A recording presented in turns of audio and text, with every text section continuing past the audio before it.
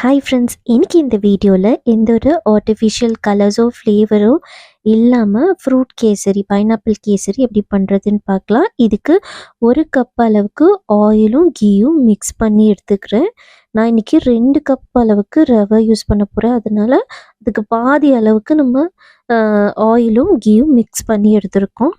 First எடுத்துக்கிட்டதில் 1/4 பங்கு மட்டும் ஊற்றிட்டு நம்ம எந்த அளவுக்கு முந்திரி திராட்சை சேர்த்தா நமக்கு பிடிக்குமோ அந்தளவுக்கு சேர்த்துக்கலாம். நான் இன்றைக்கி 50 கிராம்ஸ் முந்திரி திராட்சை எடுத்துருக்கேன்.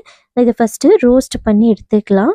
இதை ரோஸ்ட் பண்ணி தனியாக எடுத்து வச்சுட்டு 2 கப் ரவை எடுத்து வச்சுருக்கேன். அதையும் இதோடு சேர்த்து இதே எண்ணெயிலேயே ரோஸ்ட் பண்ணி எடுத்துக்கலாம். இந்த ரவையை ஒரு 5 நிமிஷம் மீடியம் ஃப்ளேம்லேயே வச்சு ரோஸ்ட் பண்ணிவிட்டு இதை தனியாக ஒரு பிளேட்டில் எடுத்து வச்சிடலாம்.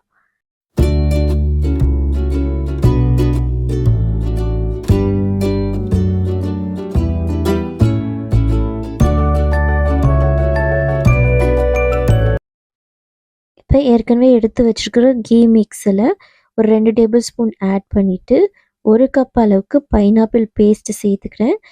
பைனாப்பிளை நல்லா தோலெல்லாம் சீவிட்டு மிக்சியில் சின்ன சின்னதாக கட் பண்ணி மிக்சியில் போட்டு பேஸ்ட் மாதிரி பண்ணி எடுத்துக்கணும். பைனாப்பிள் பேஸ்ட்டு நல்லா வாட்டரெல்லாம் சுண்டி நல்லா திக்காகி வந்ததுக்கப்புறமா அதில் 4 கப் அளவுக்கு தண்ணி சேர்த்துக்கலாம். ஏற்கனவே நம்ம 2 கப் ரவை எடுத்துருக்குறோம். 2 கப்புக்கு 4 கப் தண்ணி சேர்த்துக்கலாம். இதில் கொஞ்சமாக ஃப்ளேவருக்காக கலருக்காகவும் குங்குமப்பூ சேர்த்துக்கிறேன். இப்போ தண்ணி சேர்த்ததும் நல்லா கொதித்து வந்ததுக்கப்புறமா ஏற்கனவே ரோஸ்ட் பண்ணி வச்சுருக்கிற ரவையை சேர்த்துக்கலாம். இப்போ தண்ணியெல்லாம் நல்லா சுண்டி வர்ற அளவுக்கு மிக்ஸ் பண்ணி கொடுக்கணும். ரவை கொட்டினதுமே அடுப்பை சிம் பண்ணிடணும். சிம் பண்ணிவிட்டு ரவையில் இருக்கிற தண்ணி எல்லாமே சுண்டி வந்ததுக்கப்புறமா 2.5 கப் அளவுக்கு சர்க்கரை சேர்த்துக்கலாம்.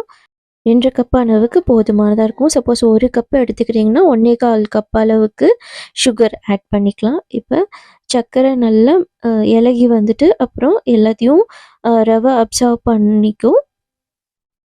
ரவை நல்லா மிக்ஸ் ஆகி வந்ததுக்கப்புறமா இதில் ஏற்கனவே வறுத்து வச்சுருக்கிற முந்திரி திராட்சையை சேர்த்துக்கலாம். மிச்சம் இருக்கிற கீ மிக்ஸையும் தேவையான அளவுக்கு சேர்த்துக்கலாம்.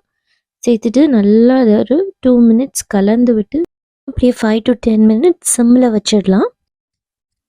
அவ்வளோதான், சூப்பரான டேஸ்ட்டில் பைனாப்பிள் கேசரி எந்த ஒரு கலர்ஸோ ஃப்ளேவரோ இல்லாமல் ரெடி பண்ணியாச்சு. இது நல்லா உதிரியாக சாப்பிட்றதுக்கு ரொம்ப நல்லாயிருக்கும். இந்த மெத்தடில் ட்ரை பண்ணி பாருங்கள். எப்படி வந்ததுன்னு கமெண்ட்டில் சொல்லுங்கள். அடுத்த ஒரு வீடியோவில் மீட் பண்ணலாம். நன்றி, வணக்கம்.